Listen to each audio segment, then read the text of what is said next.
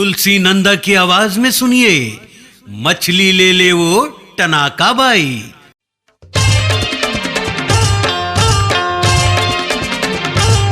भजिया खावे का जलेबी भजिया खावे का जलेबी बता जलेबी रसगुल्ला ला मंगे वाहू बता जलेबी रसगुल्ला ला मंगे वाहू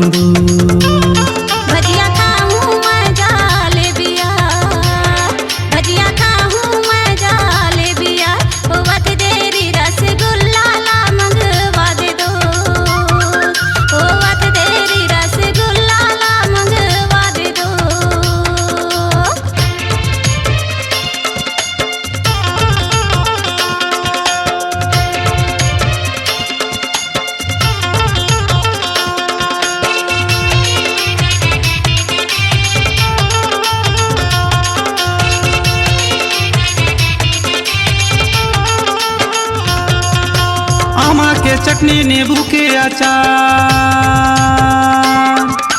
आमा के चटनी नींबू के अचार मालपुर के घुमा होते आवे बाजार धीरे धीरे मालपुर के घुमा होते आवे बाजार धीरे धीरे भजिया खावे का जलेबी भजिया खावे का जलेबी बता जलेबी रसगुल्ला ला मंगे वाहू बता जलेबी रसगुल्ला ला मंगे वाहू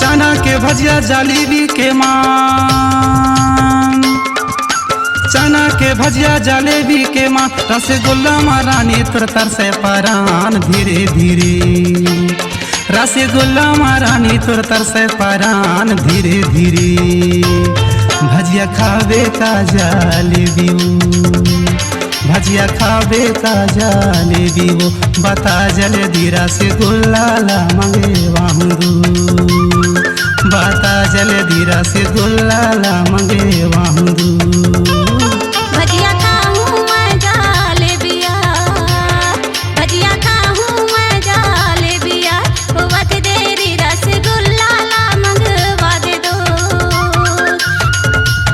रसगुल्ला ला मंगे वाहू रसगुल्ला ला मंगवा दे दो रसगुल्ला ला मंगे वाहू रसगुल्ला ला मंगवा दिया।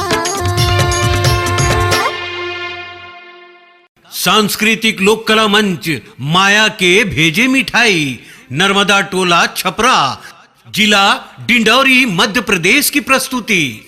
गायक तुलसी नंदा। Mobile number 9685802784। गायिका दीपा बघेल। अध्यक्ष अन्नू द्विवेदी। Mobile number 8964084200। संयोजक राम भजन नंदा कलीराम नंदा। Mobile number 7828282277। संचालक दिलीप वैयाम। Mobile number 77709173 2323